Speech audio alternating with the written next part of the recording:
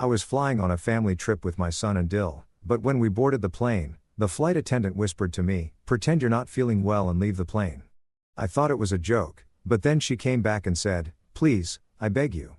20 minutes later, the afternoon light slanted through my study window, catching dust particles suspended in air that smelled of old paper and lemon furniture polish. I sat at my desk, grading history papers I'd kept for 15 years. Nostalgia, maybe. Or the stubborn hope that my teaching days still mattered. The house settled around me with its familiar creaks, and I'd almost forgotten I wasn't alone here anymore. Then I heard the front door open downstairs. I looked up, pen hovering over a student's essay about Reconstruction. Christopher and Edith had been living here for 8 months, but they moved through these rooms like ghosts, barely acknowledging my existence. We'd exchanged polite nods in the kitchen, nothing more. Their sudden footsteps on the stairs made my shoulders tense. Edith appeared first in my doorway. Christopher behind her with his hands shoved deep in his pockets. His eyes found the bookshelf, the window, anywhere but my face. "Francis, we need to talk." Edith's voice dripped with artificial sweetness, the kind that precedes bad news or worse requests. I removed my reading glasses slowly, a small defensive gesture I'd perfected over 40 years of dealing with difficult students. "About what?" Christopher shifted his weight. "We've been thinking about family, about how we should spend more time together." "Quality time," Edith added, moving into the room uninvited. She perched on the arm of my reading chair like she owned it. "Before life gets too busy." "Before what exactly?" I kept my voice level, but my historian's mind was already cataloging inconsistencies. They had avoided me for months. "Why this sudden change?" "Just you know how it is." Edith waved her hand dismissively. "Christopher, tell him about Miami." My son finally met my eyes, and what I saw there was desperation poorly masked by forced enthusiasm. "Miami, Dad, remember when we went when I was 12? Let's recreate those memories. A whole week together, fully paid, our treat." I set down my pen carefully. "You hated that trip. Said it was boring.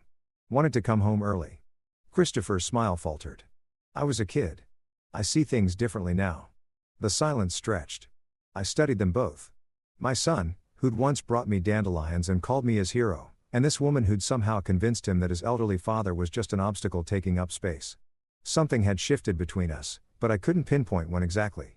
Was it when Christopher lost his job? When their debts started piling up, or had it been gradual, a slow erosion of respect and love? "When would this trip be?" I asked. "Next week." Edith's response came too quickly. "Everything's arranged. We just need your yes." That evening, Edith insisted on cooking dinner. She never cooked.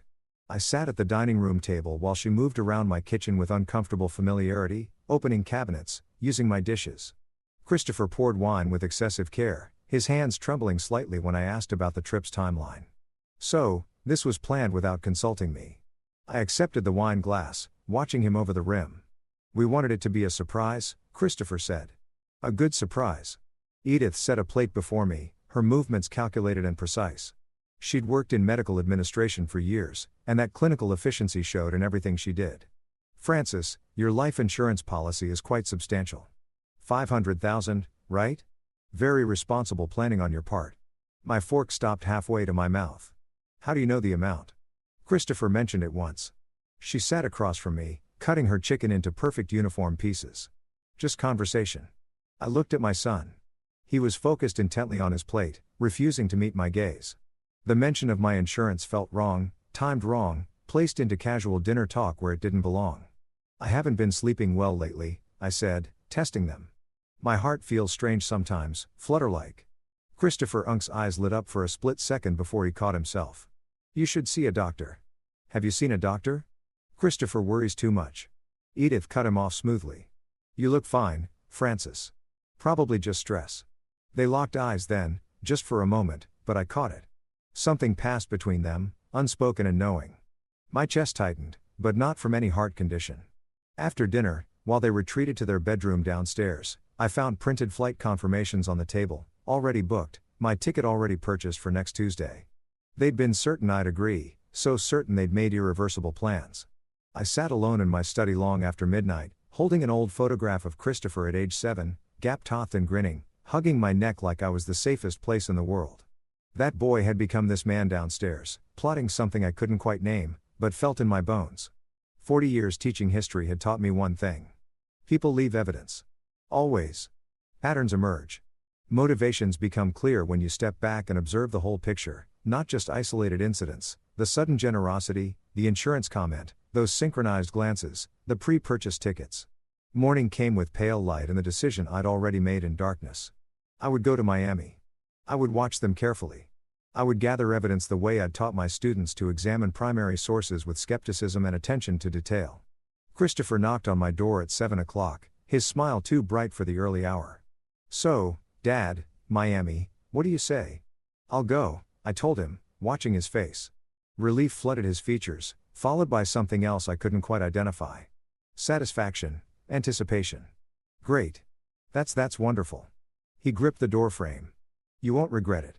Edith appeared behind him, her nod almost imperceptible. They'd won this round, or thought they had. I spent that morning packing my suitcase with methodical care. Underwear, shirts, my medication bottles. I paused over those bottles, reading the labels as Edith's words echoed in my mind.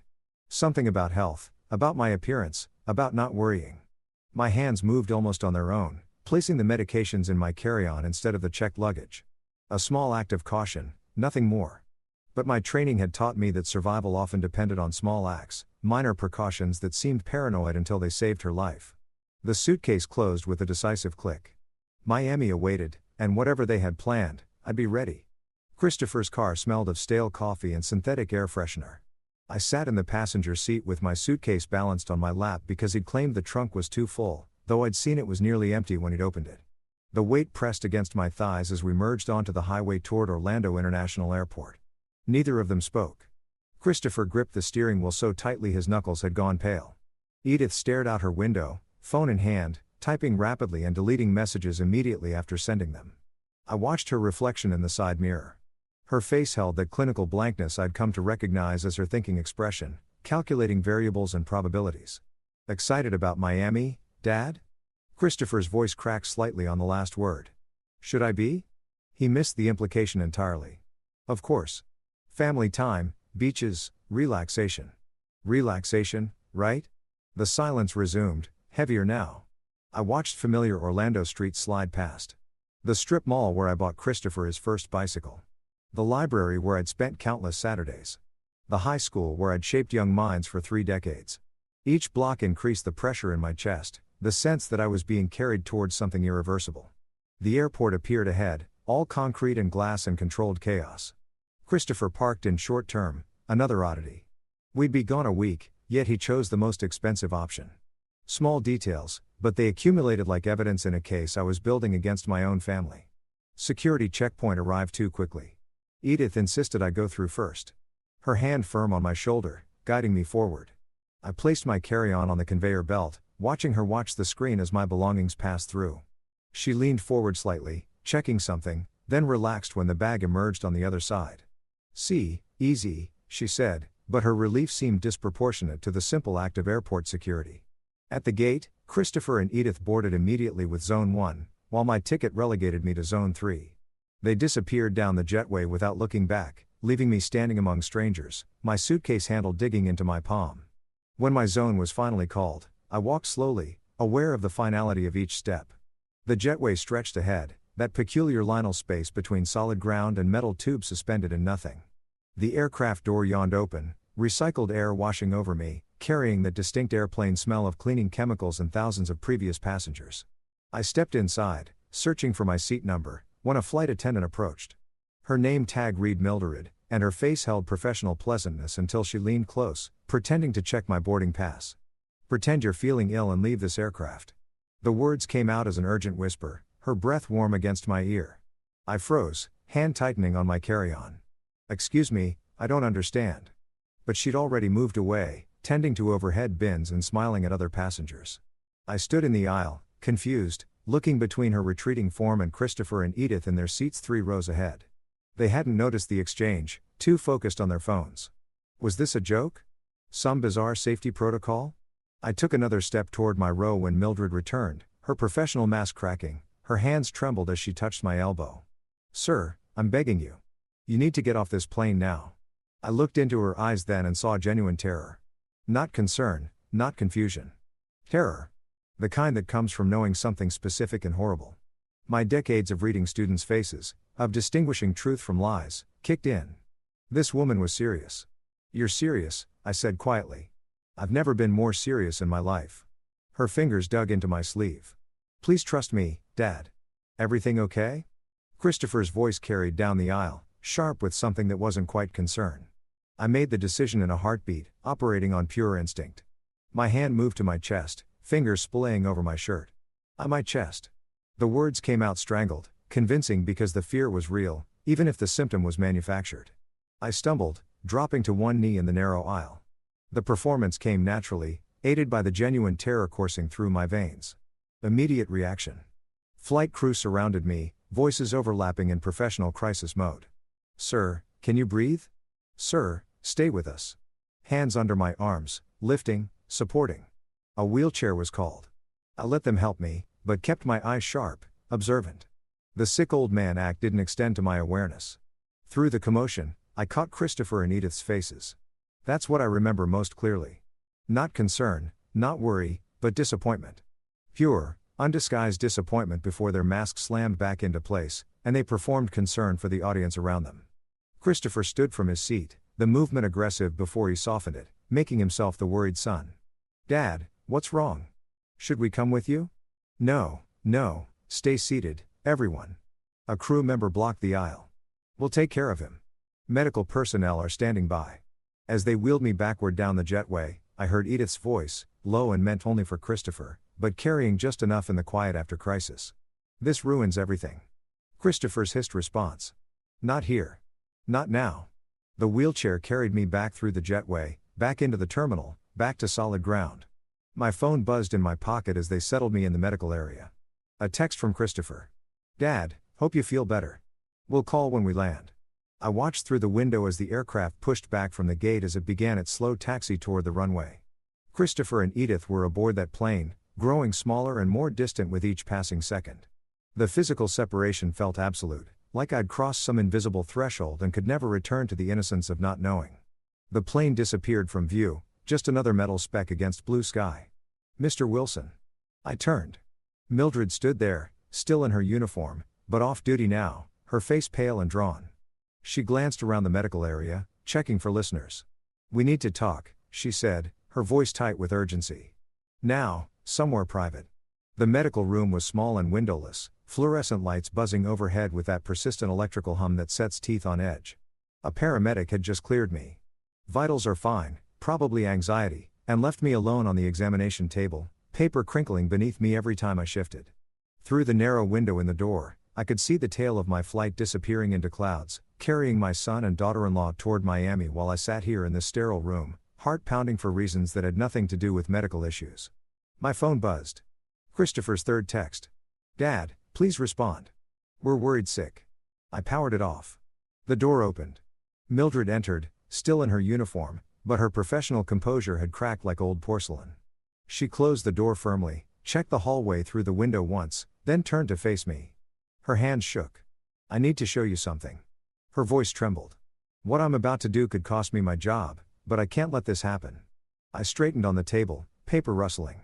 "Show me." She pulled out her phone with fingers that couldn't quite stay steady, unlocked it, navigated to her video library. I recorded part of her phone call in the restroom before boarding. She paused, meeting my eyes. "Your daughter-in-law's call." The phone screen showed a bathroom stall, mostly ceiling tiles and fluorescent lighting. The audio was muffled, but voices carried through the echo of tile and porcelain. Edith's voice unmistakable in its clinical precision. "The pills will dissolve quickly in his drink. He won't taste anything." A pause. "Altitude makes heart attacks more plausible. Emergency at 30,000 feet, medical response limited. Investigation harder." Another pause. Then 500,000. Christopher's nervous but committed. She laughed. Actually laughed. I watched the video once, twice, 3 times. Each viewing revealed new layers of horror. My daughter-in-law discussing my death like a business transaction, weighing logistics and timing, calculating profit margins on my life. Who was she talking to? My voice came out steady, surprisingly so. "I don't know."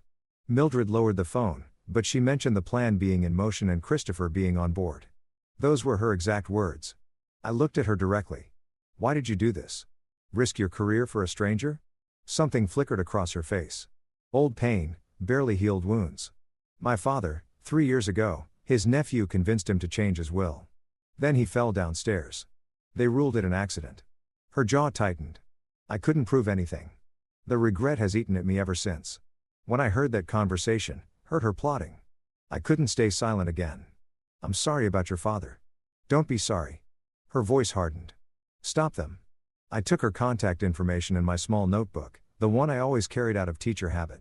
Precise, careful letters. Even in crisis, documentation instinct prevailed. We exchanged phone numbers. She promised to preserve the recording, understood it might become legal evidence. We shook hands. Her grip was firm despite the trembling. And she left to catch her next flight rotation. The taxi ride home took 40 minutes through Orlando suburbs, past strip malls and chain restaurants and residential developments that all looked identical. The driver tried making conversation. Missed your flight? No. I stared out the window. I caught something more important. He fell silent, confused, but sensing I didn't want to elaborate. My house appeared ahead. 2-story colonial with the garden I'd maintained for 30 years. Christopher's car wasn't in the driveway. They were in Miami, wondering why their plan had failed, scrambling to adjust. I paid the driver, walked up the path, unlocked my own front door. The house felt different now, violated, knowing what had been plotted within these walls, discussed at my own dining table, planned in bedrooms down the hall. I set my carry-on by the stairs, and went straight to my study. The filing cabinet held decades of documentation, insurance policies, bank statements, legal papers, property deeds. I spread everything across the dining room table, creating a systematic layout, chronological order, categorized by type. Teacher's methodology applied to my own survival. Hours passed. The light outside faded to dusk, then darkness. I put on my reading glasses, examined each document under good lighting, looking for inconsistencies. Signs of tampering, evidence of the conspiracy Mildred had exposed. I found it. The life insurance beneficiary form dated 6 months ago. Changing primary beneficiary from my niece in Atlanta to Christopher Wilson. The signature at the bottom attempted to mimic my handwriting but failed. The capital F in Francis was wrong, too elaborate. I never made that flourish. I photographed the document with my phone. Evidence preservation. More digging revealed additional horrors. Bank account statements showing transfers I'd never authorized. $38,000 over 6 months siphoned in amount small enough to escape casual notice. A power of attorney document granting Christopher financial authority signed with my forged name. Medical records I'd never seen. Documenting cognitive decline I'd never experienced. They had been building a paper trail of my incompetence while I taught night classes at the community center, graded papers, lived my normal life, creating the fiction of a failing mind to justify their control, to explain away my death as natural consequence of deteriorating health. Evidence, timeline, motive, method. I spoke aloud to the empty room, old teaching habit resurfacing. They planned this for months. Living in my house, eating my food, plotting my murder. I held up the forged power of attorney, staring at the signature that wasn't mine. This wasn't impulsive. This was systematic, planned, sophisticated. They'd researched, prepared, established legal groundwork for theft and murder, both. The documents remained spread across my dining table. I didn't clean them up. Couldn't. They represented physical proof of betrayal, tangible evidence of how thoroughly I'd been deceived. I sat in my reading chair as midnight approached, the house silent around me. My son was in Miami, probably reassuring Edith that they'd find another opportunity, another method. They didn't know I had the recording. Didn't know I'd found their forged documents. Didn't know the prey had become aware of the hunters. My hands rested on the chair arms, steady now. The shock had burned away, replaced by something colder, more focused. They didn't just try to kill me. They'd been stealing my life piece by piece for months, erasing my autonomy, building toward my erasure. Time to take it back. 3 days had passed since I discovered the forged documents. 3 days of avoiding Christopher and Edith's concerned questions, deflecting their attention with vague mentions of stomach trouble from the airport incident. 3 days of research, reading attorney reviews, making discreet calls, organizing evidence into color-coded folders that now sat on my desk in neat stacks. Nicholas Clark arrived precisely at 2 o'clock as scheduled. Mid-50s, gray threading through his dark hair, expensive briefcase that spoke of successful practice. A state law specialist with 20 years' experience. His handshake was firm, his eyes sharp, and assessing. "Mr. Wilson, thank you for trusting me with this." He settled into the chair across from my desk, Opened his briefcase, pulled out a laptop and legal pad. Walk me through what you found. I slid the first folder across the desk. Blue tab, financial documents. Nicholas's professional composure held through the first few pages, then began cracking as the scope revealed itself. Forged signatures, altered beneficiaries, fraudulent power of attorney. His fingers moved faster, flipping pages, cross-referencing dates, building timeline. When did you last review these documents personally? His pen hovered over legal pad. The insurance policy 5 years ago when I retired from teaching. And you never authorized any beneficiary changes. Never. My voice was steady, firm. That policy was meant for my niece in Atlanta. She put herself through nursing school. I wanted her to have something. Nicholas made notes, his writing quick and precise. Your daughter-in-law, Edith Wilson. What's her professional background? Medical administrator. Silver Palms Medical Center. Administrative access to patient records, document templates, physician's signature stamps. Understanding dawned in his eyes. She created your medical history. Made you incompetent on paper. While I was teaching night classes at the community center twice a week, I almost smiled at the irony, lecturing on civil rights history while being declared cognitively declined in fraudulent medical reports. Nicholas opened his laptop, began running forensic accounting software on my bank records. I'd provided account access authorization earlier. Red flags appeared immediately on the screen, highlighted in crimson. Unauthorized transfers, signature discrepancies, pattern matching typical fraud indicators. His expression grew grimmer with each discovery. 38,000 over 6 months, he said quietly. Systematic theft. Small amounts initially, then growing bolder. Classic embezzlement pattern. I reached into my desk drawer, pulled out Christopher's laptop. He left this in his room. I know his passwords. Set up the computer for him years ago. He never changed them. Nicholas glanced up, something flickering in his expression, understanding perhaps of the ethical line I'd crossed. But he took the laptop, connected an external drive, began data recovery procedures. Within minutes, deleted emails resurrected themselves on the screen. The conspiracy unfolded in digital form. Email chains between Christopher and someone calling himself a medical consultant. Discussion of substances causing heart failure. Untraceable and standard autopsy, particularly effective at high altitude. Prices negotiated. $10,000 for consultation and supply. Meeting arranged at a parking garage in downtown Orlando. Nicholas's jaw tightened as he read. This is a murder contract. Your son negotiated your death like he was buying a used car. The words should have hurt more than they did, but I'd burned through pain during those 3 days of documentation, reached a colder place beyond conventional grief. Keep reading, I said. There's more. He found the draft will on Christopher's desktop. Everything left to Christopher and Edith Wilson. My signature forged at the bottom, dated 2 weeks ago. They'd planned to discover it after my death, present it to probate court, claim I'd changed my mind about my niece.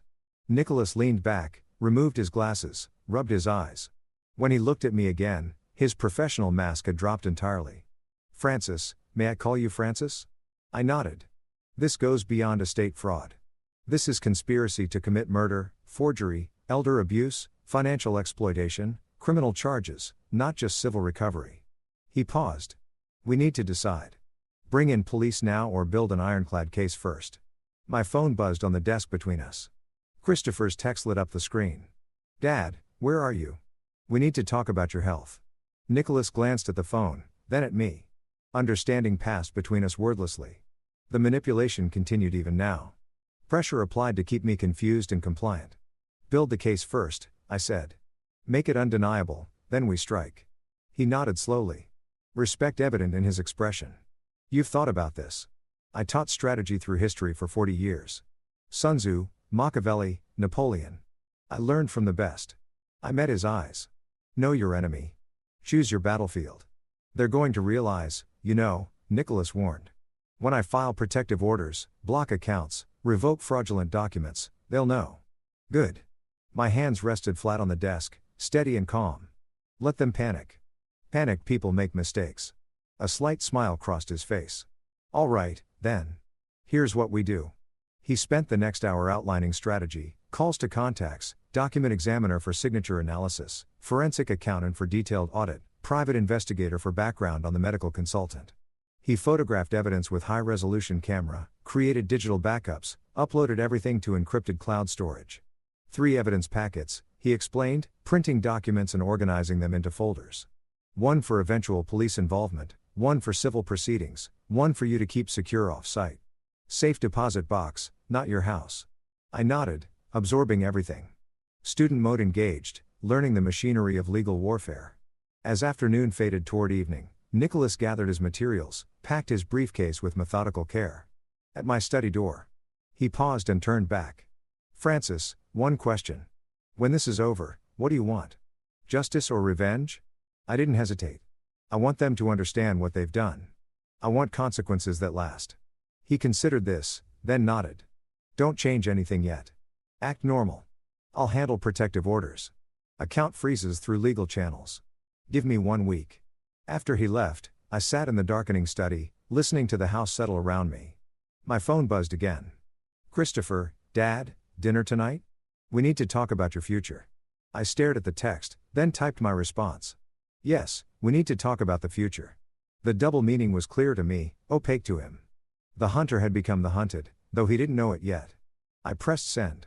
1 week had passed since Nicholas Clark left my study with his briefcase full of evidence and his timeline for legal strikes. 7 days of performance of playing the confused old man while executing strategy with the precision I'd once applied to lesson planning. I sat at my breakfast table, coffee growing cold in its mug, watching Christopher and Edith through the kitchen doorway. They had just returned from work, Christopher's tie loosened, Edith's professional mask firmly in place. Neither of them knew that while I'd shuffled around the house asking which pills to take and where I'd left my reading glasses, I'd been methodically destroying the foundation of their conspiracy. Dad? Christopher appeared in the doorway. You okay? You've been staring at that coffee for 10 minutes. I blinked slowly, perfecting the vacant look. Have I? I was just thinking about something. What was I thinking about? I shook my head, confused. It's gone now. The glance they exchanged was triumphant. I watched it happen. Watched them see what they wanted to see. Deterioration, decline, the mental incompetence their forged documents claimed. What they didn't see was the security camera above the refrigerator recording every micro-expression, every satisfied smirk. The cameras had been installed 3 days ago, 12 of them throughout the house. I'd called a legitimate security company, explained I'd been forgetting to lock doors and worried about break-ins. Christopher and Edith had approved enthusiastically. For your safety, Dad, Christopher had said. That's really smart thinking. They hadn't examined the specifications closely. Hadn't realized the cameras recorded audio. Hadn't understood that every private conversation, every whispered plan, every moment they thought themselves alone was being captured and uploaded to cloud storage that only I could access. The technician had been thorough 24/7 recording, sir. Complete coverage. Even sound. Even sound, I'd repeated, playing up the elderly confusion. Audio on all cameras. Yes, sir. Crystal clear. Christopher had interjected then, concern crossing his face. Dad, isn't that expensive? My safety is worth it. I'd waved dismissively. I've been so forgetful lately. Can't be too careful. That night, I'd added my own enhancement. A small audio recorder tucked into the heating vent above the dining room. The same spot where I had once caught students cheating during exams. Placing a microphone to record their whispered answers. Old teacher trick, new application. The recorder had paid dividends immediately. Christopher and Edith had their most candid conversations late at night in that room, believing themselves private. I'd listened through my headphones, documenting everything. The plane was supposed to work. Edith had hissed 2 nights ago, frustration cutting through her usual control. Now we're back to square one. You said the pills were undetectable. Christopher had shot back. You said I said a lot of things. Now we need plan B, the incompetency route. What if he resists? He won't. Look at him lately. He's already halfway there. I'd recorded it all. My face expressionless in the darkness of my room above them. Evidence accumulating digital and damning. But the most dangerous work happened in the deep hours when Christopher slept. His laptop lived on his desk, often left open or barely closed. I'd learned enough from teaching digital literacy classes to navigate file systems, copy drives, recover deleted data. The external hard drive I'd purchased stayed hidden in my study, filling with evidence each night I dared to enter his room. The close call had come 2 nights ago. Progress bar at 88%, my fingers hovering over the disconnect button when I had heard footsteps in the hallway. I had yanked the drive free, pocketed it, slipped through the bathroom that connected Christopher's room to the main hallway. My heart had hammered against my ribs, but my hands had remained steady. Decades of maintaining composure in front of challenging students had trained me well. Nicholas and I had met that afternoon in his office, reviewing the copied files, email chains about obtaining substances, browser history, researching untraceable poisons, spreadsheet calculations of my net worth, insurance payouts, asset liquidation timelines. Premeditation, Nicholas had said, his voice flat with professional assessment, not impulsive acts, systematic planning over months. Good, I'd replied. I want them to understand this isn't simple fraud. This is attempted murder. The legal machinery had already begun moving. Nicholas had filed protective orders, account freezes, power of attorney revocations, all with carefully delayed notification dates. Christopher and Edith wouldn't discover the blocks until they next attempted transfers. They won't know until they try to access funds, Nicholas had explained. Then panic. Panicked people make exploitable mistakes. Yesterday, I'd completed the most important task, creating a legitimate new will. Florence Harris, the notary, had been thorough to the point of redundancy. She'd read the entire document aloud, confirmed I understood each provision, recorded a video statement of my intentions. Your son won't inherit? She'd asked directly, her experienced eyes searching my face. My son plotted to murder me for inheritance, I had replied, clear-eyed and certain. He'll get exactly what he deserves, nothing. Everything goes to the Educational Futures Foundation. Scholarships for students who actually value education. She'd nodded, adding extra documentation layers, fingerprints, capacity assessment, multiple witnesses. I've seen this pattern before, she'd said quietly. Family members who see elderly relatives as obstacles rather than people. Now sitting at my breakfast table, performing confusion over which pills to take, I felt the trap tightening around them.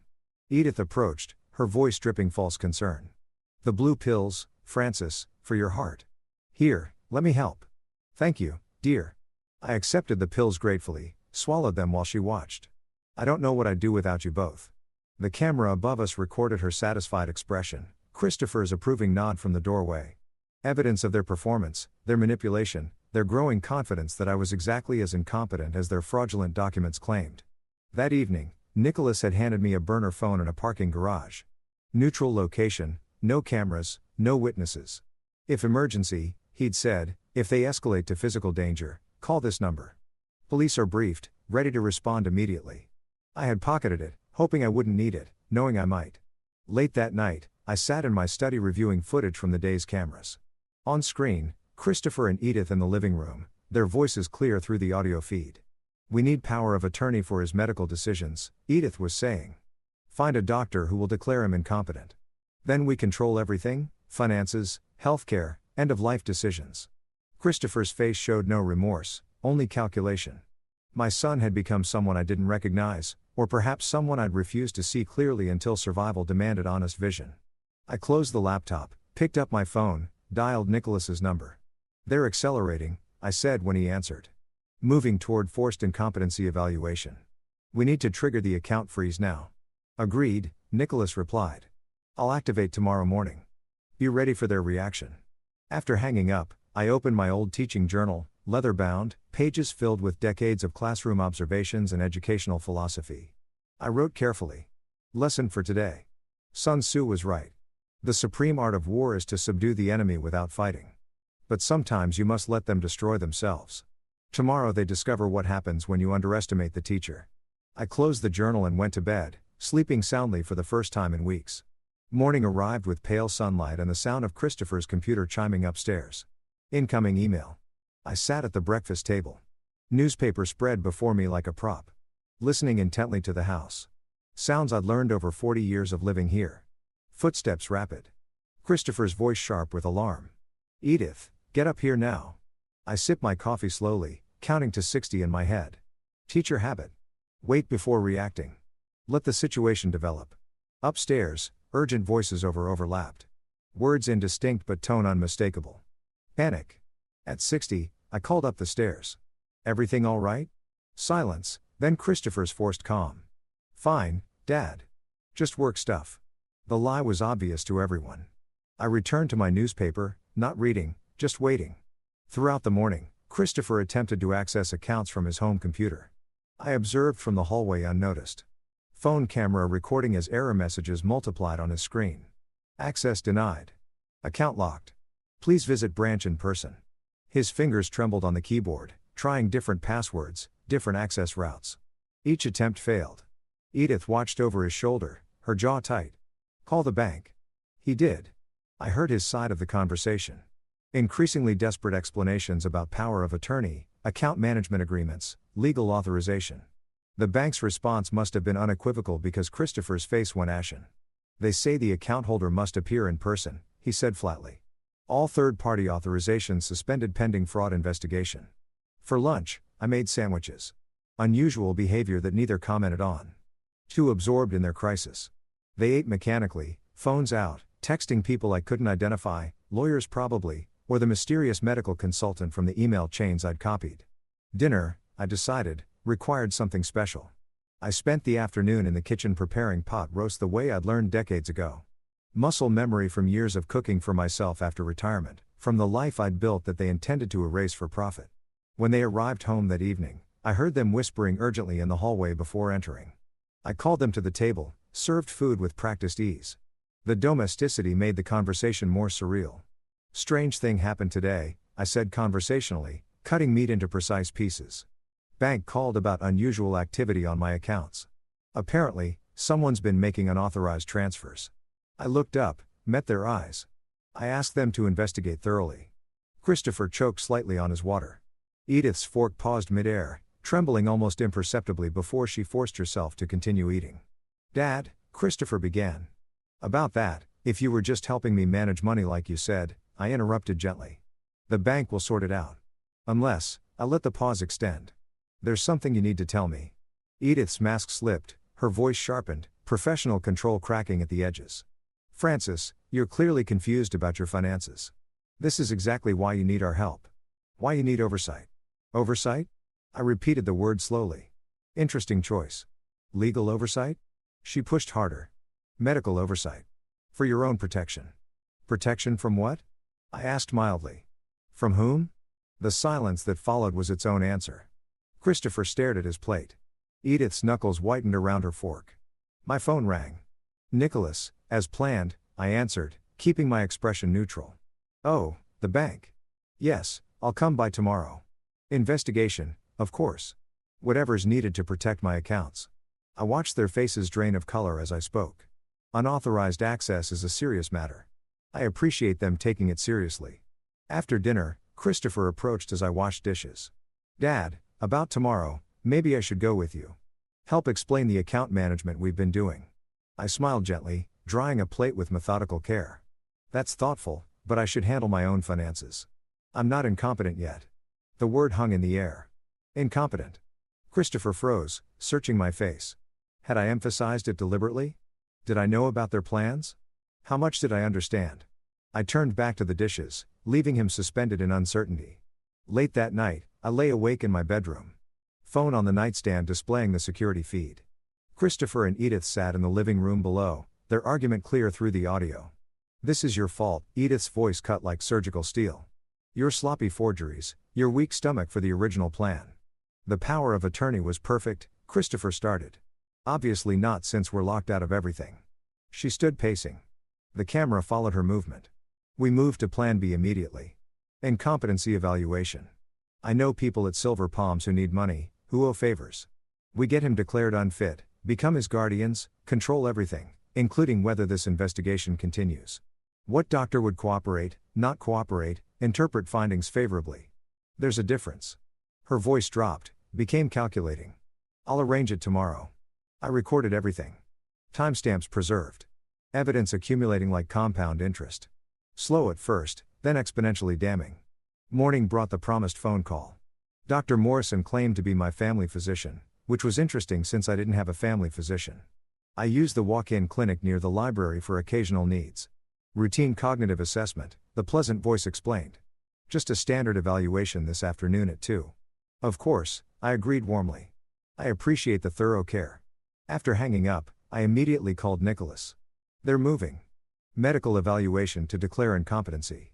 Dr. Morrison, supposedly my physician. Morrison? A pause while he checked. No medical license in Florida under that name. It's fake. So, they're using a fake doctor to declare me incompetent. Attempted fraud on top of everything else. Nicholas's voice held grim satisfaction. Francis, keep the appointment. Record everything. I've arranged independent psychiatric evaluation for you tomorrow morning. Dr. Patricia Chen, 30 years experience, impeccable credentials. They're fake diagnosis versus real professional assessment. We'll destroy them in court. That afternoon, I drove to the address provided. Shared medical building, multiple practices. I checked the directory in the lobby. No Dr. Morrison listed. The office number given led to a small suite with temporary signage, the kind you can print and tape up overnight. I sat in my car for a moment, phone recording device active in my shirt pocket.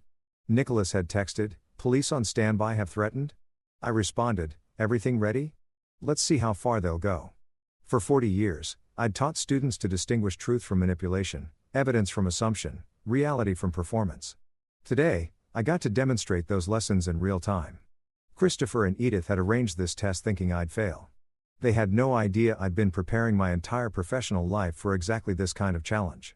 I opened the car door and walked toward the building, steady and certain. Dr. Patricia Chen's office smelled of leather furniture and subtle lavender. I sat across from her, completing the final cognitive assessment.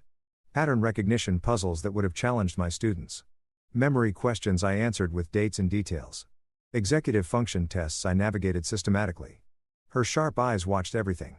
3 decades of forensic psychiatry evident in how she observed not just answers but approach, methodology, reasoning. Fully competent, she said finally, setting down her pen. No cognitive decline, analytical skills above age group average, no indicators of paranoia or delusion. Frankly, Mr. Wilson, your mental acuity rivals people half your age. I thanked her, accepted the preliminary documentation, and drove home satisfied.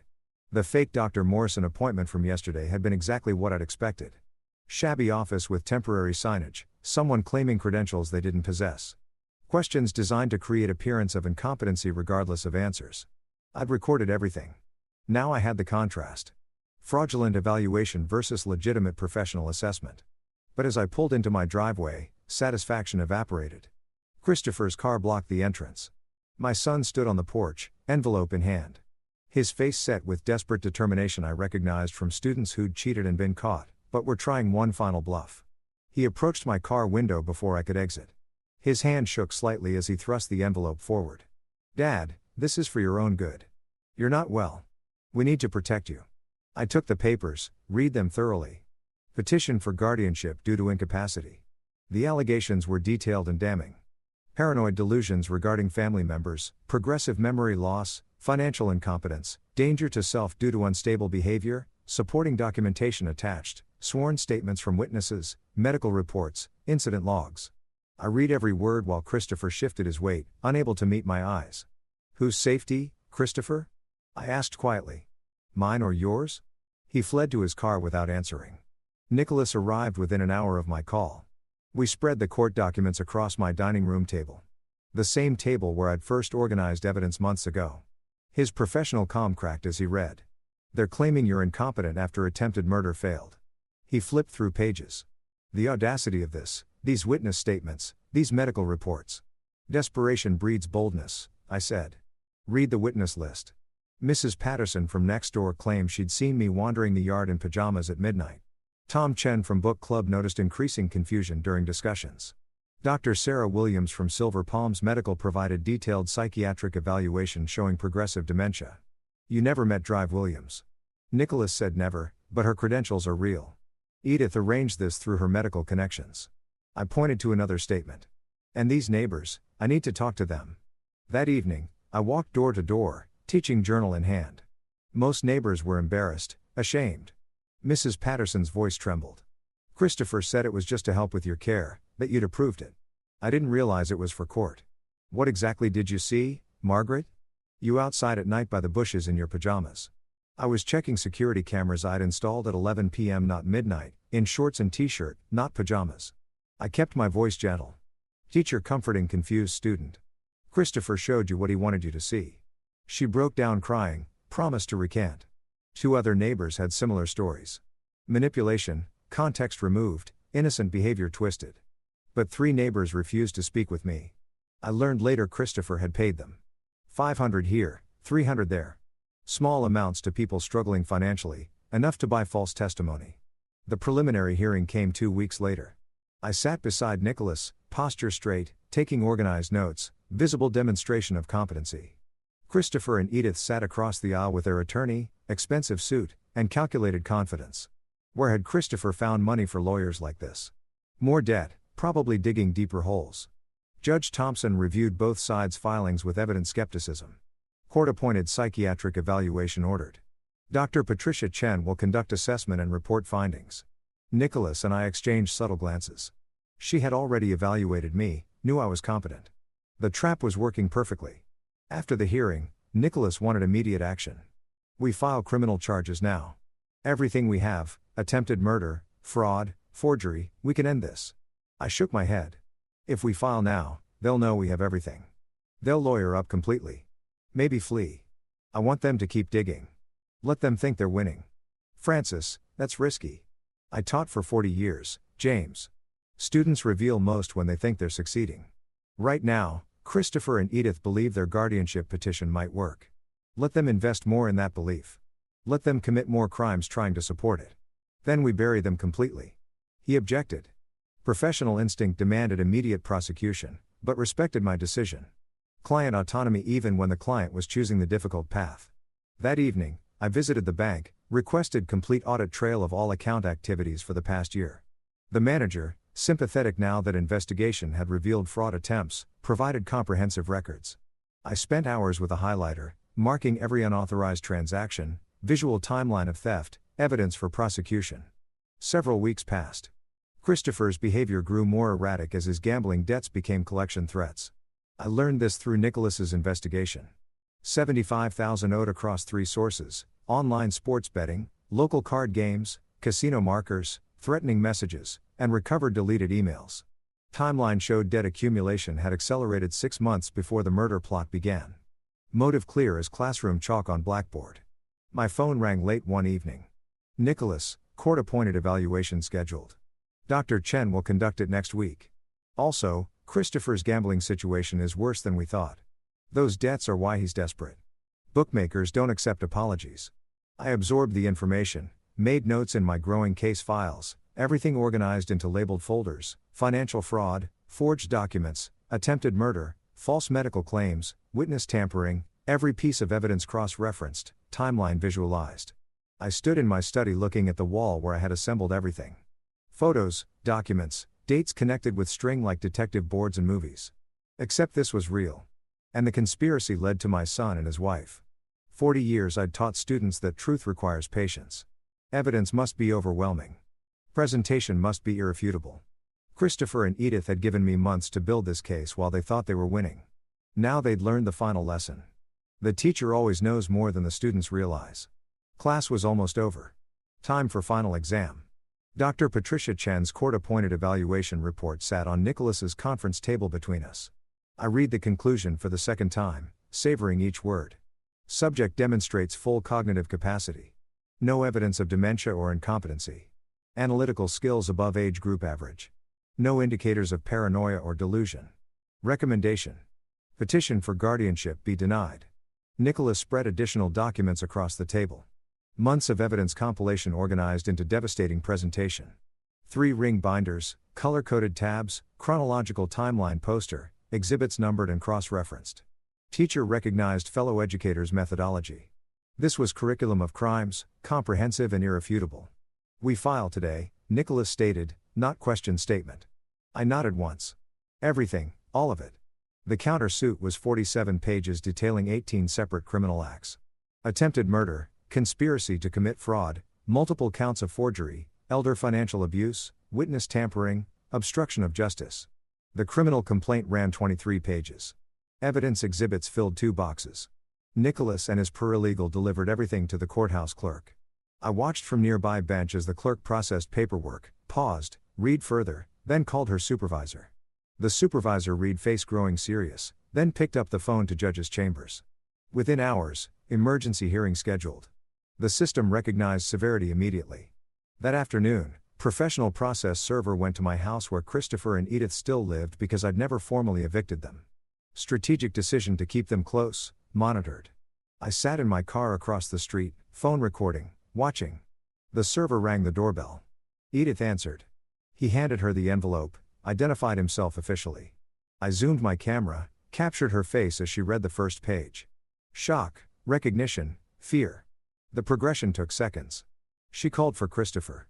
Their argument was visible through the window, even from my distance. The process server's official report, later entered as evidence, documented everything. Subject Edith Wilson opened door at 2:17 p.m. served papers. She read first page, face drained of color. Quote, "This can't be. He didn't. How did subject called for Christopher Wilson?" Quote from Edith Wilson. "You said he was too old to figure it out. You promised." She stopped speaking when she noticed me. That evening, my security cameras captured their panic. Christopher at his computer, frantically deleting files, emptying recycle bins, attempting hard drive wipes. Edith shredding documents until the machine overheated and jammed. She kicked it, then continued tearing papers manually. Nicholas had remote access to the camera feeds. I'd granted him viewing rights weeks ago. He called me. Grim satisfaction in his voice. "They're destroying evidence. Every deletion is another charge. Obstruction of justice, consciousness of guilt. They're creating new crimes, trying to hide old ones. Are you documenting everything?" I asked. "Every frame, time-stamped, backed up to encrypted servers. Even if they destroy every physical piece, we have digital archive that's untouchable." The next morning, their attorney requested emergency meeting with Nicholas. The settlement offer came quickly. Christopher and Edith would return the $38,000, vacate the property immediately, relinquish all inheritance claims, accept permanent restraining order. In exchange, I dropped criminal charges. Nicholas brought the offer to my house. We sat in the dining room where this had all begun, where I'd first spread evidence and understood the scope of betrayal. I read the settlement terms slowly, then looked at Nicholas. They want to walk away, pay back stolen money, promise to behave, and face no consequences for trying to kill me. That's the offer. I tore the paper in half, then quarters, then smaller pieces. Let them fall onto the table like snow. They tried to murder me, James. Not steal from me. Murder me. Edith researched undetectable poisons. Christopher negotiated my death price. They planned it for months while living in my house, eating my food, pretending concern. Trial is unpredictable. I taught for 40 years. Students who cheated, who lied, who thought they were clever. They never learned from easy forgiveness. Only consequences taught real lessons. I met his eyes. Christopher and Edith need that lesson. Schedule trial. Public trial. I want jury verdict. I want public record. I want justice, not convenience. Nicholas collected the torn pieces, added them to evidence file, documentation of settlement rejection, proof I wanted full accountability. Mildred called that evening after learning about the trial. "I heard you're using my recording that you're taking them to court. Your evidence is central," I confirmed. "Are you comfortable testifying publicly?" "Absolutely." Her voice was firm, certain what they tried to do. "My father didn't get justice. Maybe through your case his memory gets some. I'll testify. I'll tell everything I heard. Thank you. You saved my life. Now help me save others from them." Over the following days, Christopher's world unraveled visibly. His gambling debts became public as bookmakers filed their own claims. Collection agencies called constantly. I heard the phones through the walls through the house I knew intimately. Edith and Christopher's arguments grew more vicious, blame shifting constantly. The prosecutor's office assigned the case to their senior team. Nicholas relayed their assessment, one of the clearest elder abuse cases they had seen.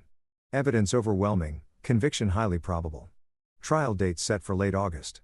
I stood in my study that evening, looking at the wall where I'd created visual timeline of the conspiracy. Photos, documents, dates connected by string. Months of evidence displayed, patterns clear, guilt undeniable. I removed one photo from the board. Old picture of Christopher at 8 years old, smiling, gap-toothed, innocent. The boy who'd once called me his hero, who brought me dandelions and construction paper cards on Father's Day. I held that photo, allowed myself one moment of grief for the son who could have been, should have been, never was. Then I placed it in my desk drawer and closed it firmly.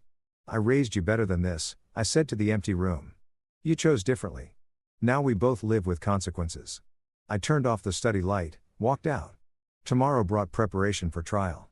Tonight, I allowed myself to mourn the relationship that had died long before the murder plot began. The boy in that photo was gone. The man who tried to kill me would face justice. 3 weeks had passed since I rejected their settlement offer. The house felt different now, lighter, cleaner, like pressure released from a sealed container. Christopher and Edith had moved out 2 days ago, following formal eviction order. And I walked through spaces they had occupied, noting what they'd left behind in their hasty departure. Unpaid bills scattered across the bedroom floor, broken picture frames, clothing abandoned in closets. Christopher's childhood baseball trophy, ironically awarded for sportsmanship. Edith's medical textbooks, tools of a profession she'd lost. Their wedding album documenting a union now fracturing. I photographed everything. Not vindictively, just documentarily. Teacher's instinct. Preserve records. Maintain evidence. My phone buzzed. Nicholas. Christopher's car was repossessed this morning. Bookmakers are filing liens. Their apartment lease required 3 months up front. They borrowed from Edith's sister. Everything's collapsing. I read the message twice. Felt no satisfaction. Just inevitable progression of consequences. The gambling debts, now public through court filings, had triggered aggressive collection. Bookmakers discovered Christopher wouldn't inherit my estate. My new will, filed publicly, showed charitable donation instead. They escalated, threatening calls, workplace visits, public confrontations. $18,000 still owed on the repossessed car. Credit cards maxed, bank accounts garnished. Christopher tried borrowing from friends, family, anyone. Most refused, having learned the truth. His desperation became neighborhood gossip. Edith's professional destruction paralleled their financial ruin. Silver Palms Medical Center's investigation revealed her data breaches, accessing patient records without authorization, creating false medical documents, sharing confidential information. Florida Medical Board opened disciplinary case. The clinic terminated her employment immediately, flagged her credentials. Future healthcare employment virtually impossible. 15 years of career building ended in a 15-minute meeting. Security escort walked her out. Confiscated badge and keys. Former colleagues watched, whispered. She drove to their apartment, sat in the car for an hour before facing Christopher. Their new apartment was in a declining neighborhood, all they could afford now. The contrast with my comfortable home became daily reminder of their choices. Through thin walls, neighbors heard their arguments escalate. "This is your fault," Edith's voice carried through walls late one night. "Your gambling, your debts, your weakness." "My weakness?" Christopher's response was defensive, desperate. "You wanted him dead. I wanted money. You wanted murder. And now we have nothing. No money, no house, no future. We have each other." Edith bit her laugh. "That's the worst part." Neighbors documented these fights, discussed them next morning. News spread. Community judgment was harsh and complete. One afternoon, Edith's sister arrived at Nicholas's office looking mortified. I was there reviewing final trial preparations. "They asked me to bring this." She handed over an envelope like it burned her fingers. I told them it was pointless, but their family. "Read it for me," I said. She opened it reluctantly. "We offer $100,000 in exchange for dropping all charges. We acknowledge mistakes and seek resolution." "Mistakes?" I repeated the word slowly. "They call attempted murder mistakes." Her voice dropped to almost a whisper. "I don't recognize my sister anymore." I pulled out a pen, wrote directly on their offer. Single sentence in my teacher-perfect handwriting. "Justice is not for sale. See you in court." I handed it back unsigned. "They won't accept this." She said they'll be devastated. Good. They should be. Devastation is appropriate response to attempted murder and betrayal. I met her eyes. "Tell them the only settlement I'll accept is the one the judge pronounces." Over the following days, former neighbors who'd initially testified for Christopher, the 3 who'd accepted payment, contacted Nicholas, requesting to change testimony. They'd learned the full truth, felt manipulated, wanted to correct the record. I watched these meetings, saw their shame, offered no comfort, but accepted their truth. Justice required accurate testimony, not punishing confused witnesses. One recanting witness, an elderly man who'd taken $500, looked directly at me. "Christopher said you'd approved everything, that signatures were just formalities." I needed the money. My rent was late. But then I learned what they really tried to do. "Murder isn't helping with paperwork." "Then tell the truth," I said completely. "That's all I ask." The trial date approached. Christopher's employer after workplace collection visits put him on probation. Edith's medical board hearing was scheduled for September. Professional license revocation likely. Their marriage was toxic waste, corrosive to everything it touched. I stood in my bedroom one evening looking at the calendar. Trial dates circled in red. 3 days away. I had laid out courtroom clothing, pressed suit, conservative tie, polished shoes, teacher preparing for important lecture. Phone rang. "Nicholas, final witness prep tomorrow morning." "Then we're ready." "I'll be there," I confirmed.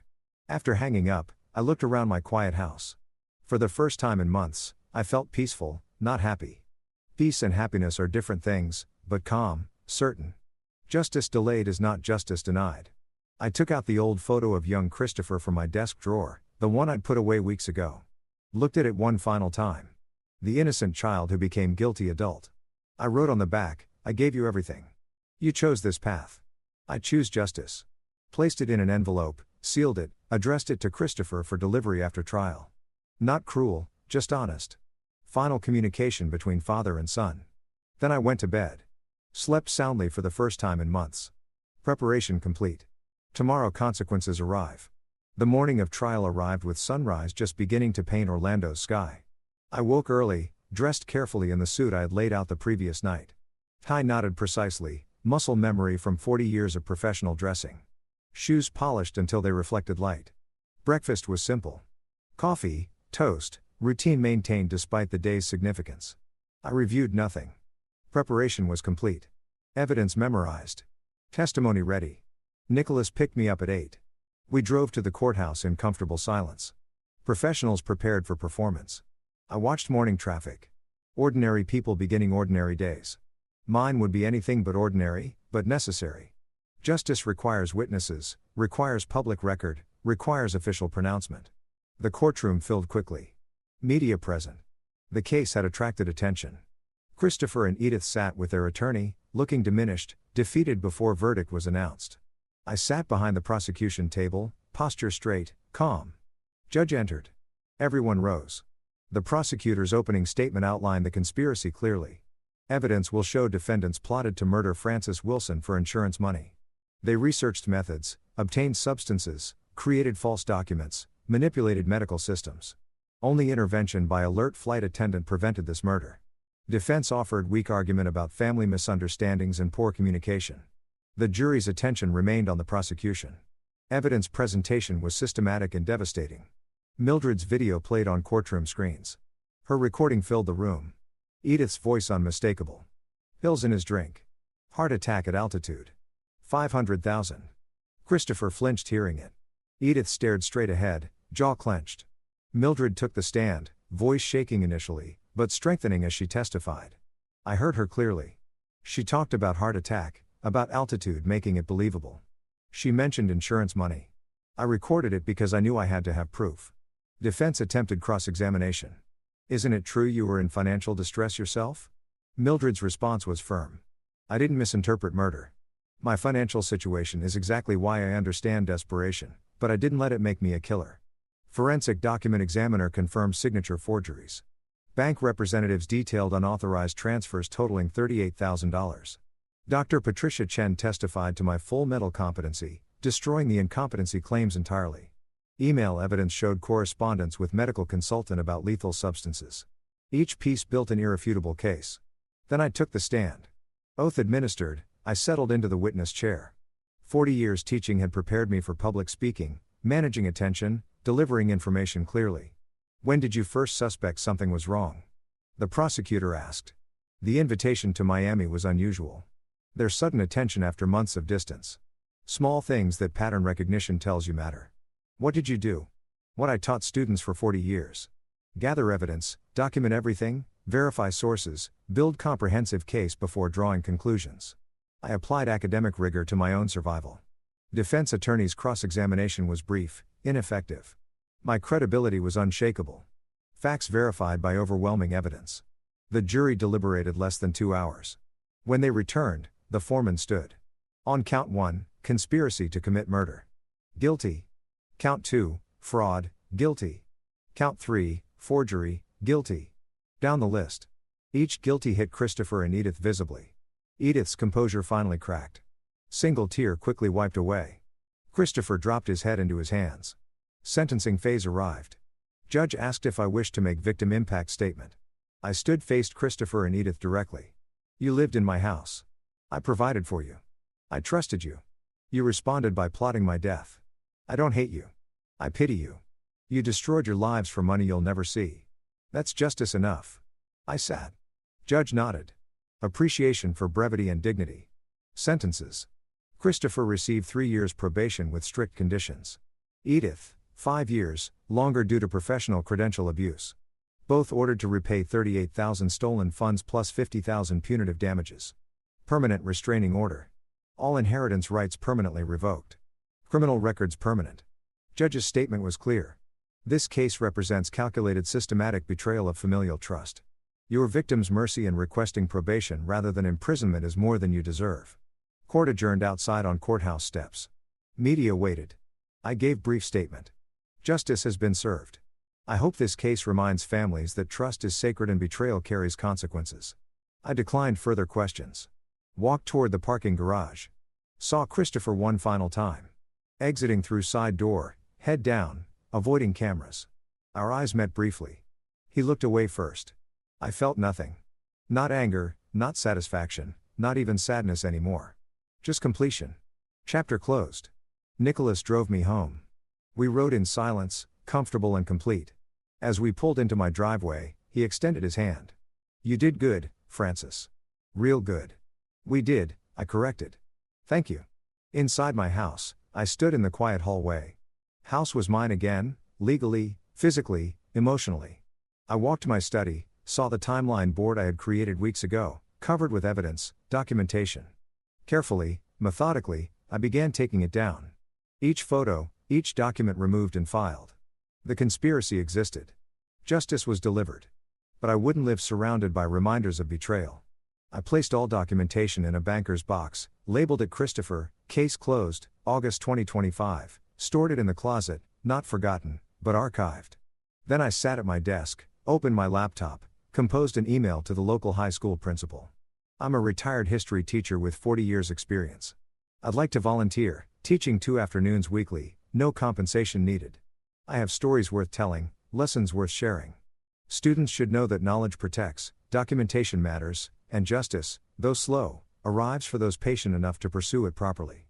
I hit send, closed the laptop, looked around my study, books I'd collected, papers I'd graded, life I'd built, everything intact despite Christopher and Edith's attempts to destroy it. I smiled slightly, first genuine smile in months.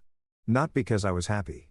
Happiness would take time, but because I was free, justice delivered, conscience clear, future unwritten, tomorrow I would begin again.